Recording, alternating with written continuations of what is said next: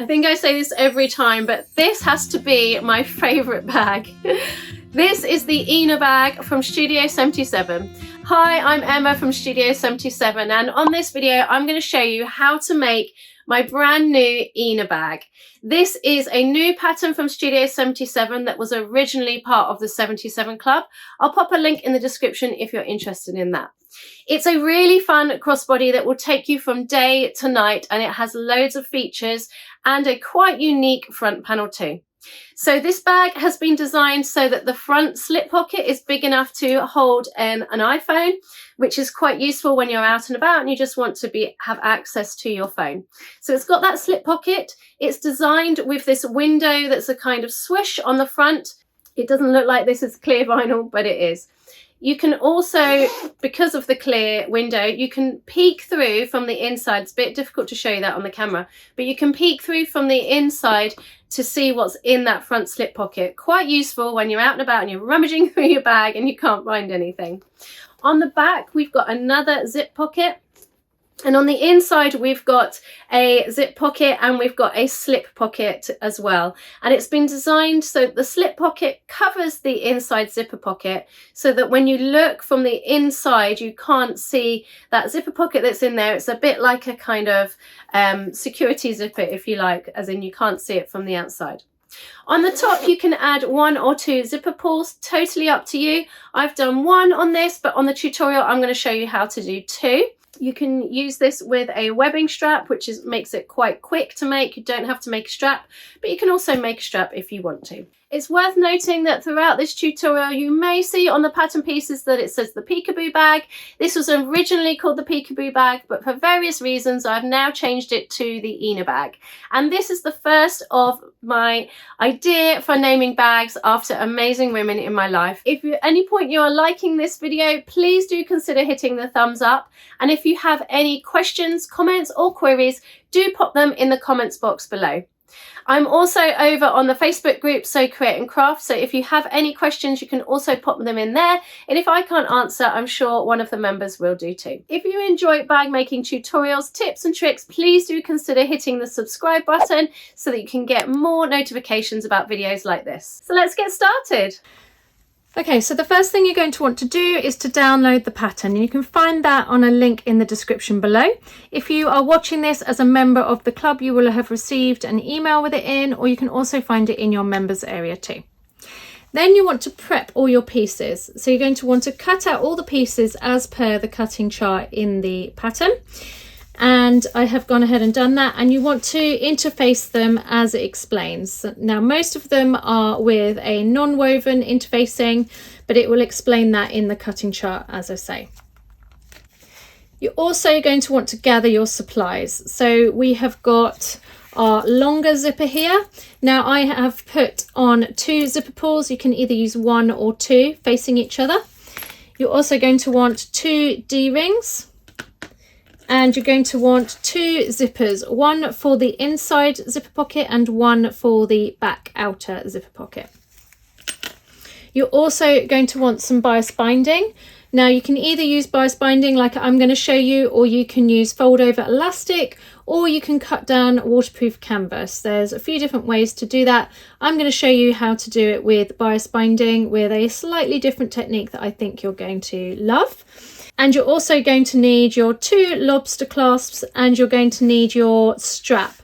Now you can either make a strap, I will pop a link to a video on how to make your own strap, or you can use webbing like I have here. You can use a different lobster clasp size, whichever you prefer. I'm using 38mm and 38mm webbing as well. Now on the pattern it says that you need a slider as well for your strap. You don't have to use a slider. If you're making it for yourself, then you can just measure how long you want your strap and add on the extra 1.5 inches for both ends and secure it in place. So that's what I've done for this one, because I know that once I put my bag on, I don't want to adjust it. So that's totally your preference. Along with all your supplies for the bag, you're also going to need your regular making supplies. So you're going to need some big scissors, small scissors, perhaps a rotary cutter, some double-sided tape, some regular pins, some clips, maybe a label if you've got one, And I'm also going to show you an extra little tester tip that I had from my tester Natalie for inputting some ribbon inside your strap, just to make it really nice and strong. So again, this is optional. This is about 12mm wide, but you don't have to use a certain color or certain width. I'll show you how we're going to do that when we get to that bit. Now, when it comes to cutting out your pattern pieces, you want to make sure that you cut it out as per the instructions. Like I say, make sure you're interfacing in the right way. And you have got this middle front here, and this is going to be your clear vinyl. Now you can use a patterned vinyl, anything you want to really. You just want to make sure that you're cutting it the right way up if there is a direction to your vinyl, if there's a print or something on there. You also want to bear in mind that your slip pocket needs to be cut in the right direction as well. So the outer, how the pattern is printed, is this is the front, okay? So you want to bear that in mind when you cut your pattern pieces, because they're going to slot in like so. Okay. Now, if you have a machine that perhaps doesn't like lots of layers, or you're a little bit more of a beginner, although this isn't a beginner pattern, you may want to be giving this a try, of which I salute you. You can always just go for it. That's always what I say. You may want to think about having your front pocket as a cotton and not as a faux leather or a vinyl, just because your layers are going to get quite thick otherwise. But again, that's totally preference. So I have gone for a cotton for my slip pocket, and you've got the lining as well, of course. And then I've got the faux leather for the top, the back and the gusset as well. You're also going to want to cut out your pockets, your slip pocket and your two zipper pockets out of cotton. And then you're going to want to also think about the pieces that have the interfacing on. So we're using a fusible foam for this. Now, if you've used fusible foam before, then you're going to be up on this. But if you're using fusible foam and you are using faux leather or vinyl for the outer, you're going to find that obviously you cannot iron from the front of the faux leather. So you're going to want to fuse it from the back, and the glue is quite hard to get to heat up. So what you want to do is you want to sandwich it with a thin or lightweight interfacing, so that then that attaches it in the seam allowance. As you may have noticed, and as it says on the pattern, you want to cut away your seam allowance so that the fusible foam is kept out of those seams. You're also going to want to cut out the correct zipper pocket hole, the zipper placement. And on the pattern, this is shown with the blue rectangle on the top. The bottom one is for your inside pocket, so you want to make sure you cut that out of the correct piece, out of your fusible foam. And it's slightly bigger than the actual pocket that we're going to make, so it allows for a little bit of seam allowance. Okay, so you're going to want to fuse the fusible foam to the back panel, or the outer back as it's labelled. And you're also going to want to do the same with the gusset and with the zipper panel pieces as well.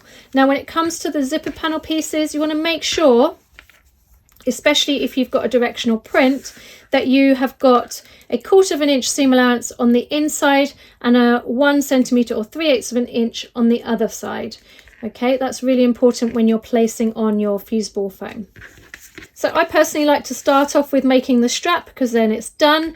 If you haven't made a strap before, I will pop a link up on the screen and also a link in the description below on how to make a strap. I have just used webbing, so just go ahead, thread it through your lobster clasps, back onto itself. I fold a little bit under, and then I do a barn door formation, which is a square or a rectangle with a cross inside, and that keeps it really nice and secure. You can of course add some rivets if you wanted to as well. So the next thing we're going to want to do is we're going to do our strap connectors. Okay, so I'm going to turn these over. I'm going to grab a ruler, and I'm just going to mark a line down the middle of each.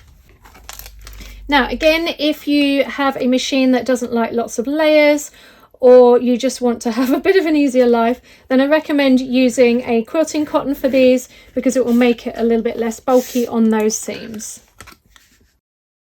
Now we're going to do our strap connectors slightly differently this time. I've actually got this ribbon that I just had in my stash. It just happens to be black, but you can use any colour because you're never going to see it. And this is a tip from Tester Natalie, and she says that she saw it from Bags of Style. I'm going to pop a link in the description for that video so that you can find it too. And I'm just going to lay on some double-sided right the way down the middle.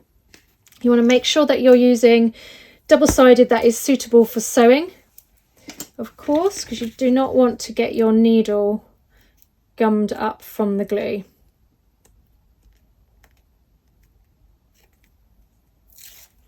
So this is just quilter's double-sided tape. And I'm going to cut a length which is the same as the length of my piece, same as my strap connector. I'm going to cut 2, and I'm going to use a lighter just to burn the ends ever so slightly, because that seals the end of the ribbon. It's also worth noting as well that I have used woven interfacing on these strap connectors to add to the strength as well. So I'm going to place that down the middle, and then I'm going to carry on making up my strap as I would normally. So I'm going to place some double-sided back over the middle of that, remark it again with some chalk.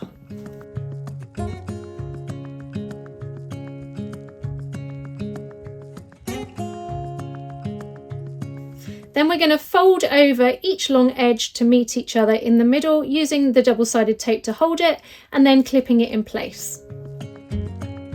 Then I'm going to take it over to the machine and I'm going to sew along each long edge using a number 4 stitch length.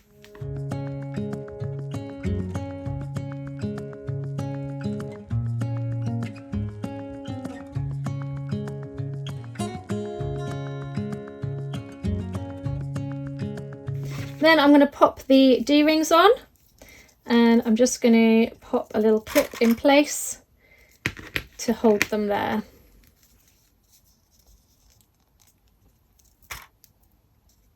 And I'm going to pop that to one side for later. Okay, so we're going to start off on the actual bag with doing the outside zipper pocket, which is of course on our back panel, which is called outer back, and this is pattern piece 4. Then you're going to need your outer zipper pocket, which is pattern piece 9. Okay, and we're going to lay it on the front, so it's right side up. And we're going to lay that pattern piece on, right sides down, and then we're going to lay it down so that it is the correct distance from the top, and you will see that on your pattern. Okay, so it's centered and it's the correct distance from the top. Then we're going to lay our pattern piece over, and in your pattern piece it will tell you the correct distance on the pattern piece as well. And we're going to lay it over, and we're going to just peel it up. Now, can you see how I've not cut out the rectangle completely, because I'm using both, or I need to see both. This bottom one, I've cut it out completely because we don't have 2 different sizes. So this top one, I've just done a cut along each end, and then I've done a cut along the inner rectangle as well, so that you can use both. Okay, so we want the inner one this time, so I've pulled that back. I'm going to grab my friction pen, and I'm just going to mark that on. And then we're going to use a ruler, and we're going to just match up those marks. And then we're going to stitch along that box so that we can secure the 2 together. Now, it's worth noting that I like to use a regular length of 2.5 as I'm going along the main part of the box. Before I get to the end, I leave the needle down and I go down to a shorter stitch length of around 2. I don't want to get too small because I am using faux leather, and that's going to help us go around the corner, get a nice crisper edge. Then once I'm about 1 inch past the end of that rectangle, I'm going to increase up to 2.5 all the way along to the other end, when I decrease to 2 again to go round that corner and back where I meet in the middle of the rectangle. Now, you can either sew this from the front like this, or because we've got that cut out on the back, we can flip it over, in which case you don't even need to draw that rectangle, and we can do it through the fusible foam, whichever way you find easier. Just bear in mind, if you're sewing through from the fusible foam side, you're going to want to make it about 1 millimeter smaller than the fusible foam is cut out.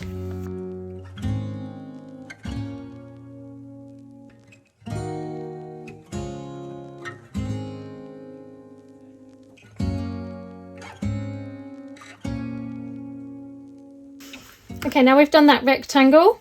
We're going to cut into our rectangle so that we've got a fork at each end and a line straight down the middle. You don't have to draw it, I've just drawn that so that it's a little bit easier for you to see.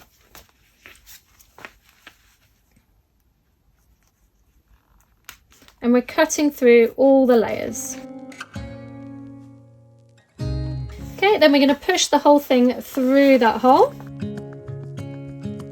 Sometimes you have to sort of push the fibres a little bit into shape.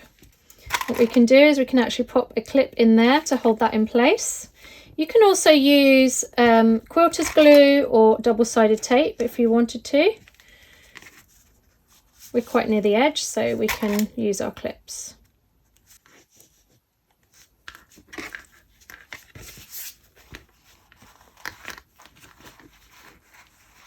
If you are using a quilter's cotton for the back, you could also give this a nice press at this stage just to get everything to lie nice and flat. Then we're going to grab our zipper for the outer and we're going to place that through that window, and I'm going to use some double-sided just to keep that in place.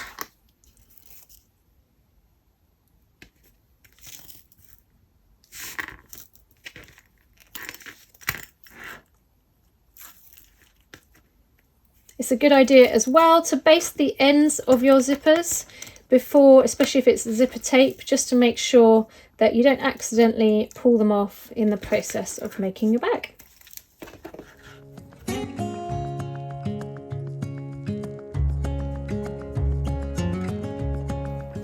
And the zipper tape and pull that I'm using in this tutorial is all from Country Cow Designs. The fabric that I'm using for the actually for both the lining and the outer is all Alison glass, and the faux leather is from Little Stitcher Sews. I'll pop links to all of these in the description below as well. Now when you're doing the bottom of your zipper, you're just going to need to kind of push and pull a little bit, because ideally we do not want to see that lining fabric from the top. So you might need to do a little bit of wrangling to get it to lie how you want it to. One thing that often helps is if you feed the teeth of the zipper into each other, especially at the ends, because we want that zipper to lie really nicely and be closed at each end. Okay, so I'm going to take that over to the machine and I'm going to use a number 4 stitch length and I'm going to sew all the way around. I'm going to start with a long tail before and at the end, pull my threads through and tie them off at the back, and then you won't get a kind of unsightly bulge to cast off.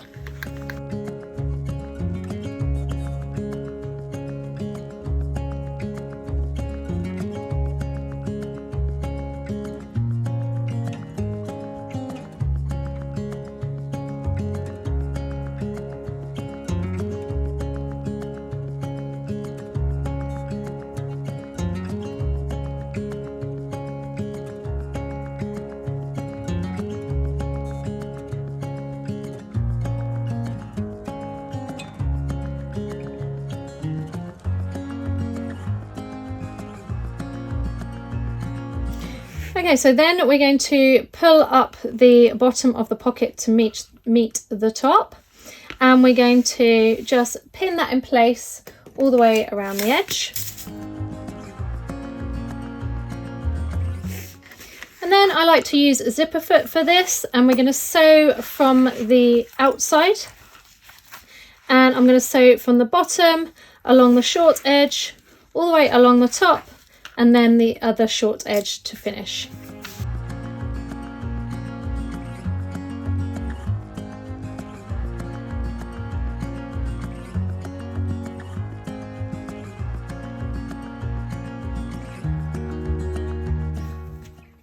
Then we're going to move along to our inner zipper pocket, and we're going to need the lining back for that, and we're also going to need the inside zipper pocket, which is pattern piece 10. So we're going to do exactly the same as we did for our outer pocket, but we're just going to do it on the lining. Now what you might want to do is to flip the lining over. It's also worth noting while we're here that if you find that you haven't got enough interfacing, or you just want to use up your scraps, you can totally patchwork the interfacing together, especially for lining, just like I have here. Okay, so flip that over, and then we're going to lay our pattern piece on top, and we're going to mark out that inside pocket. Now this inside pocket is obviously a lot lower, and the reason for that is so that when you're looking through the window at the front, you can't see the zipper. So you want it to look nice and clean through that window. So this means that it hides behind that slip pocket. Now we've drawn that on, we're just going to lay our zipper pocket piece on the outside, right sides together. I'm going to make sure it's facing the right way because I've got a directional print. And we're going to lay that on the distance that it states from the top, and it's also centered as well. Just going to pop a couple of pins in to keep that in place. I'm going to flip it over, and then I'm going to stitch through that rectangle just like we did before, lengthening and shortening the stitch as we go. I'm going to go from a 2.5 down to a 1.8 on the corners because it's the cotton and we can get away with a smaller stitch and it's going to get a crisper corner.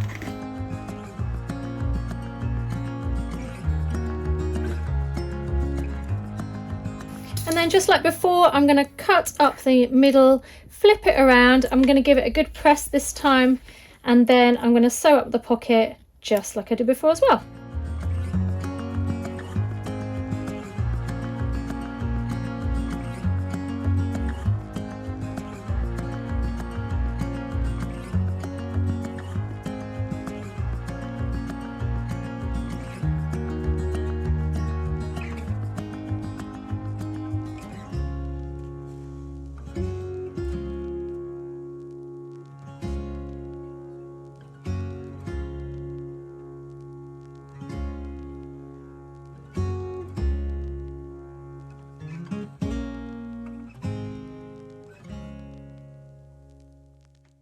Then we're going to grab our inside slip pocket, which is pattern piece 8, and we have cut this on the fold along the top.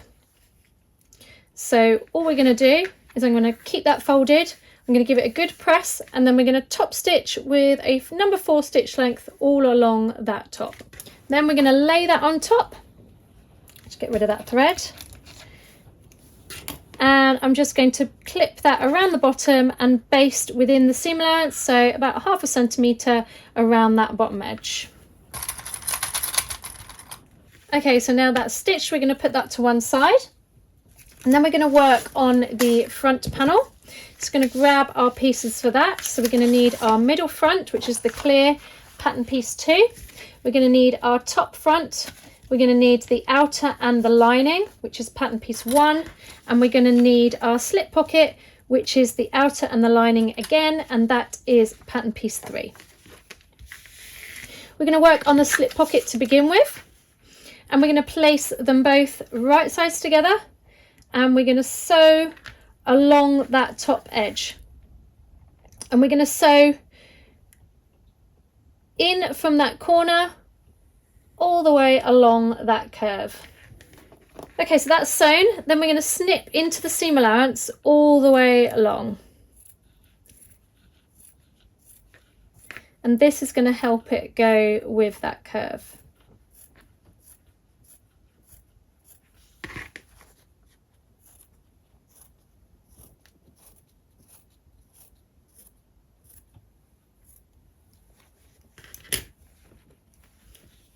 Then we're going to turn it the right way out.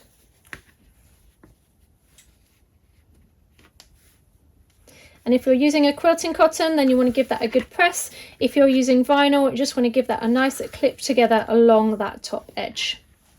Now that's pressed, I'm just going to top stitch along that edge with a number 4 stitch length.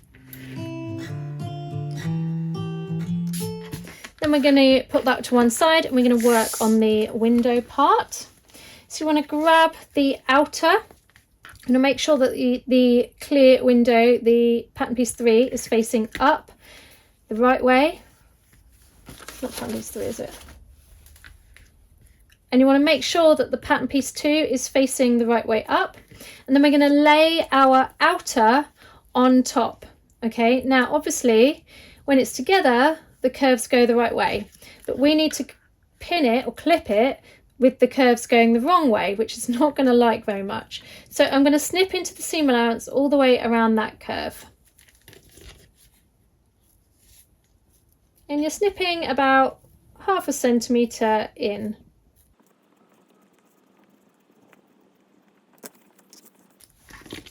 Then I'm going to clip that together.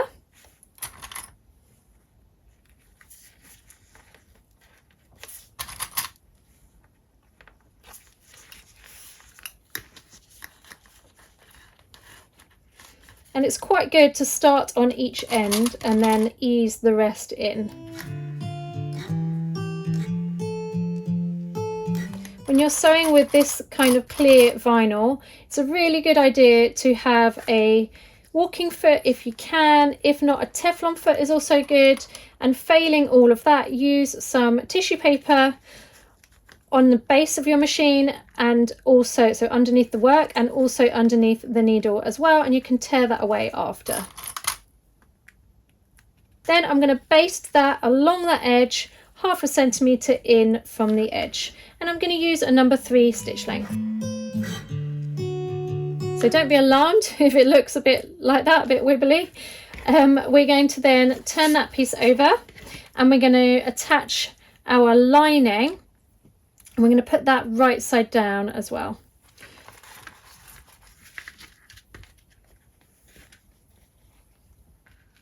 Okay, so we're going to put it right side down. But first of all, again, we're going to snip into that seam allowance to help it go with that curve.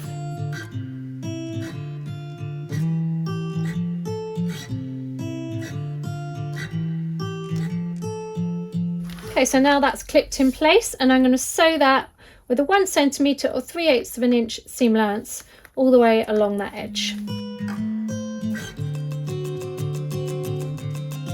So now that's sewn, we're going to pull the 2 pieces up to meet each other along that top edge.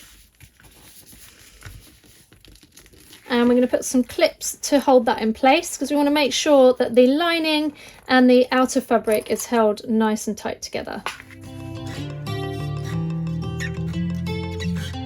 And then I'm going to pop back to the machine. I'm going to do a top stitch with a number 4 stitch length along that edge, and then I'm going to do a long basting stitch, which on my machine is a 6, all the way around the outside, just to keep those 2 top layers nice and together. Next, we're going to lay our front slip pocket on top, and we're going to clip and baste along that bottom curve edge.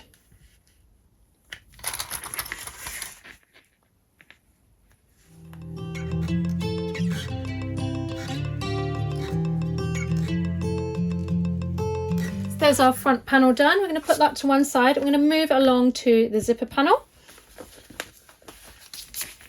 So we're going to grab our zipper pieces, the zipper panel pieces, and that is pattern piece 6. And we're going to take one of our outer pieces and we're going to lay it so that the shorter edge of seam allowance, the 1/4 of an inch, is butted up against the edge of the zipper. And I don't want to clip it yet because I want to use double-sided tape.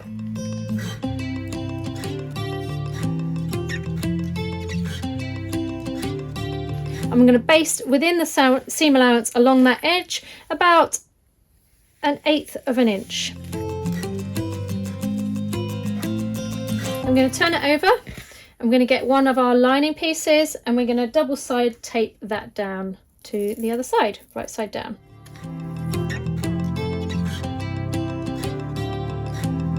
With that in place, we're then going to stitch 1/4 of an inch all the way along that edge. Once that's done, we're going to open it up and we're going to top stitch 1/8 of an inch from the top. And we're going to top stitch, we're going to stitch this line with a number 3 stitch length, and we're going to do our top stitching with a 4 stitch length.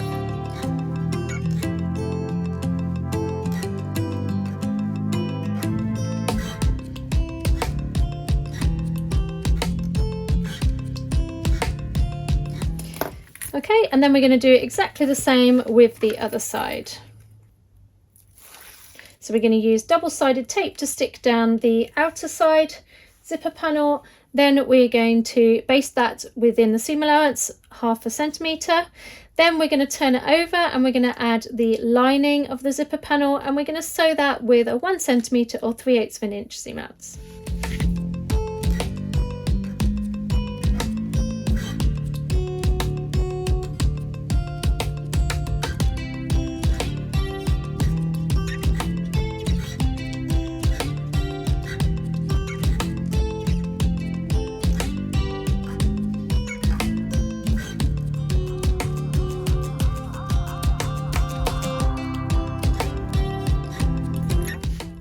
Okay, so now we've got our zipper panel, we are then going to attach the gusset. But first of all, we're going to put our strap connectors in place.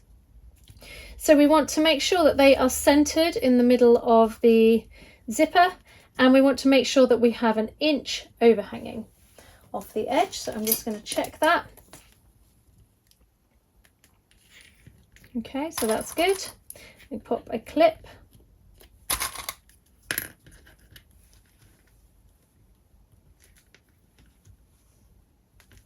We're going to do the same on the other end.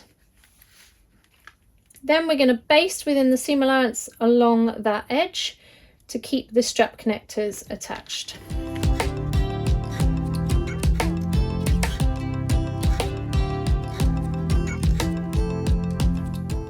I'm also going to pop my label in as well so that that's in the right place. Then I'm going to grab the outer gusset piece, which is pattern piece 5, and I'm going to lay that on top, centered. Pop a couple of clips in, and I'm going to baste within the seam allowance. Now this is going to get quite bulky, especially if, like me, you have used faux leather for the strap connectors. So you just want to make sure that you use a hump jumper. You might need to go up a needle size, possibly to a jeans needle. I would go up to a size 100 for this, just to make sure that it goes through those layers.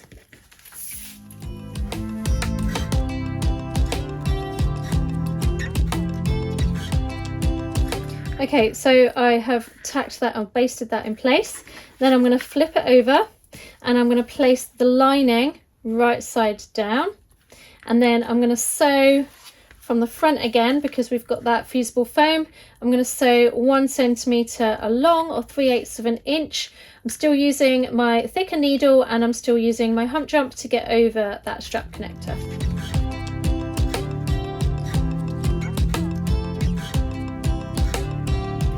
Okay, so I flipped that over, and then I'm going to pull that lining out of the way and down, and then we're going to top stitch 1/8 of an inch from that edge.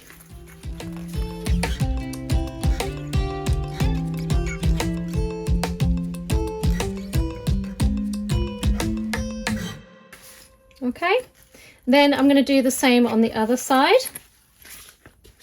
So we're going to flip it around, got the lining out of the way still, and we're going to clip and baste that together within the seam allowance, just like we did before.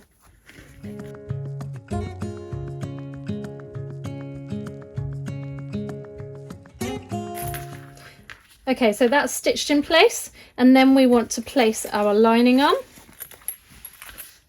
So we want to pull the lining up to meet that seam.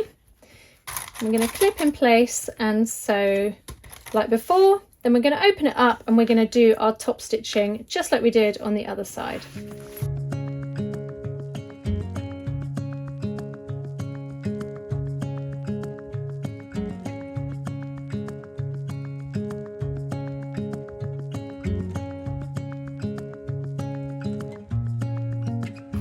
So I've sewn that other side as well with the top stitching. Now this is completely optional, but you can also place a rivet. This is just going to help keep your straps really nice and strong and give an extra little bit of bling on your bag. and I'm going to measure down by 3/4 of an inch and make sure it's centered in line with that zipper. Same on the other side. And I'm going to pop a hole in there. Now what you can do as well is you can put a little bit of Decaville light in there. I'm not going to on this one because I've got the ribbon inside. I've got quite a lot of layers going on. So I am just going to make a hole and then I'm going to pop the rivet in.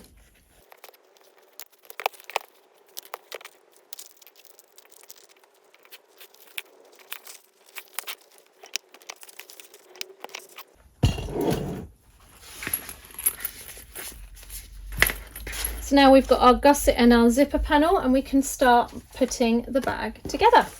So we've got our back piece and we've got our back lining.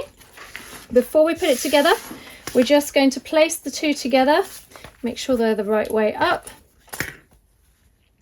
And we're going to baste all the way around the outside to keep them nice and together. Okay, so now we're going to start making the bag up. So we've got our back panel, we've got our front panel, and we've of course got our gusset. First thing I'm going to do is I'm just going to baste all the way along to keep that lining and that outer really nicely together.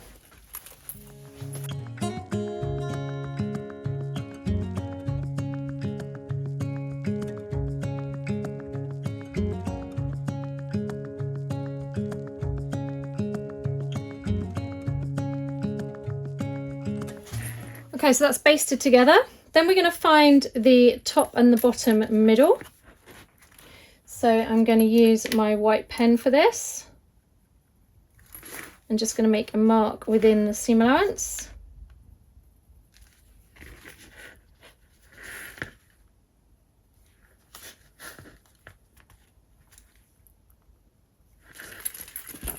And then I'm going to grab my pattern piece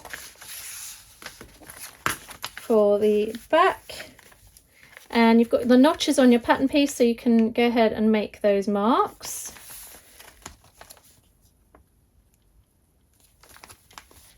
And you also want to mark on the side notches as well.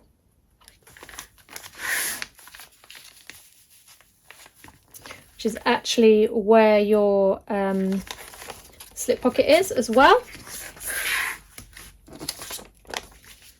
Go ahead and mark it on the front piece. You can use that back pattern piece to do so. Then what we're going to do is we're going to snip all the way around the gusset. Now don't worry if you snip into those basting stitches, they're still going to stay in place. You want to be cutting about 1/2 centimetre into that seam allowance.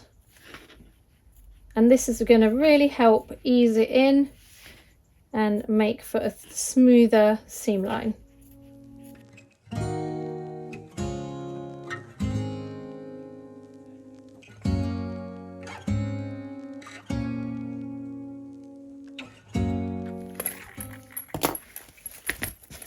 Okay, then you're going to place the front panel right side down to the zipper panel or the gusset. And we're going to match up that top notch, and we're going to match up that bottom notch,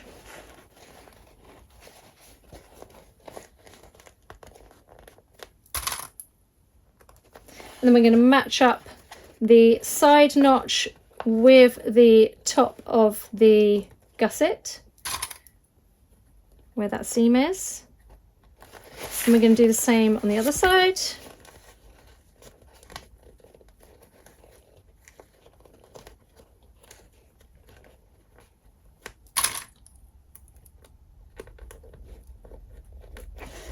And then we're going to clip all the way around. Now it does get a bit tricky on those curves. Take it slowly, ease out the seam allowance as you go. It will fit.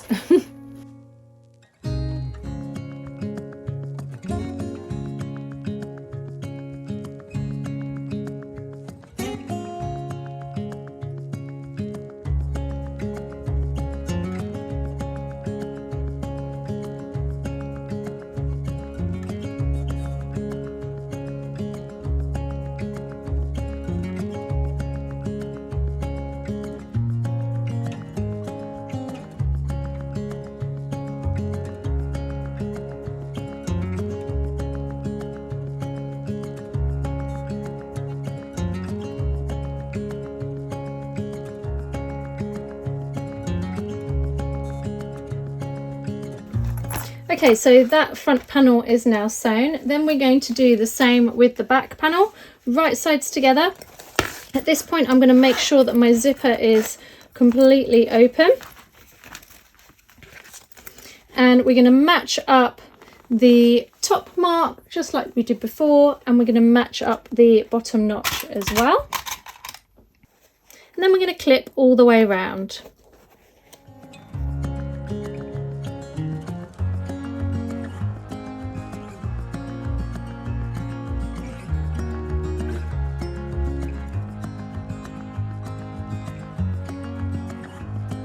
Okay, so that's all clipped. Now, because we're going to be doing binding, because this is a bound seams bag, there are a couple of different ways we can do it. And I am going to use my homemade bias binding. I have cut this on the bias, okay? Sometimes I don't, but because I've got the curves, I want to make sure it is a little bit stretchy and has some give.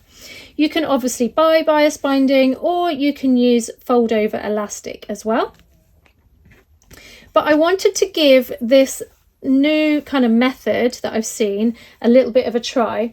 So how we're going to do this bias is I'm just going to make sure that that's a nice straight edge to begin with.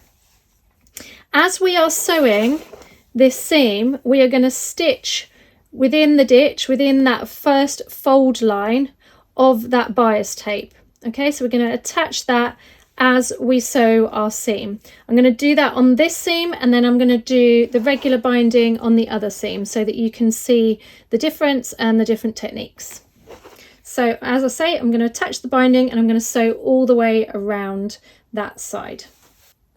And when you're starting the binding, you just want to fold it over so that you're not starting with a raw edge. And then once you go all the way around, you're going to overlap it by about an inch.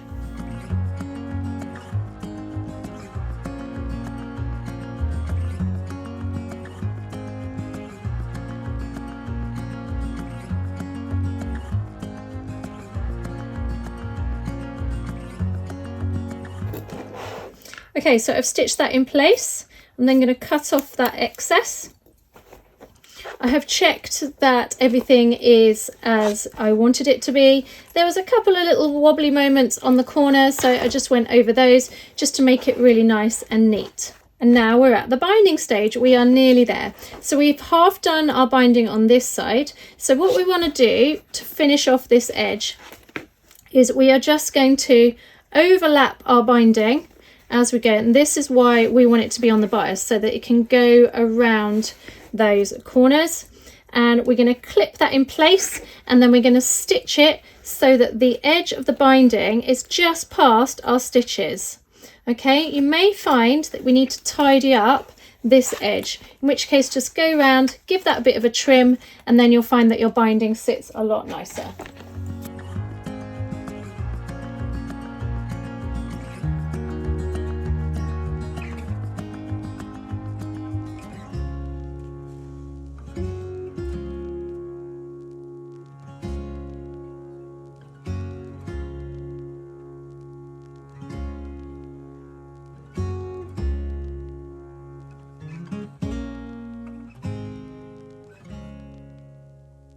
Then we're going to take it over to the machine and we're going to stitch so that it is either in the ditch. You can stitch from either side.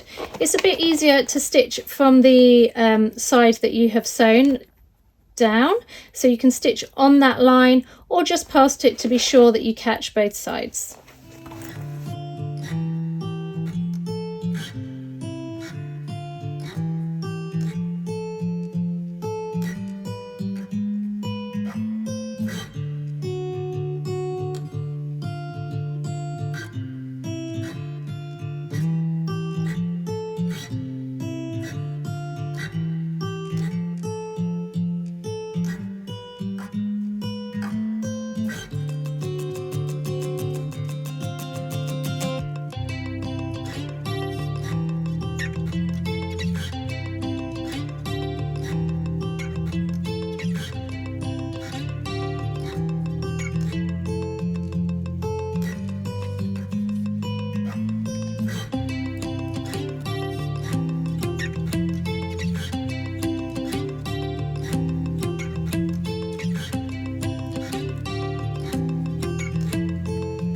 So then we just sew up the other side of the bias binding just like we did on the first side to complete our bag. Now when you're turning your bag, which is of course our last step, I find it helpful, especially if you've got a vinyl like mine that's a little bit fragile, doesn't like to be turned. If you heat it up with a hairdryer, then you can help soften the vinyl enough for turning to stop getting so many wrinkles and blemishes. Then all that's needed is to attach your straps and you're ready to go. Thanks so much for watching. I really hope you've loved it. Do please share this with a sewing friend if you have. You can find on the screen coming up right now some more videos that I think you're going to love. I'll see you on the next tutorial.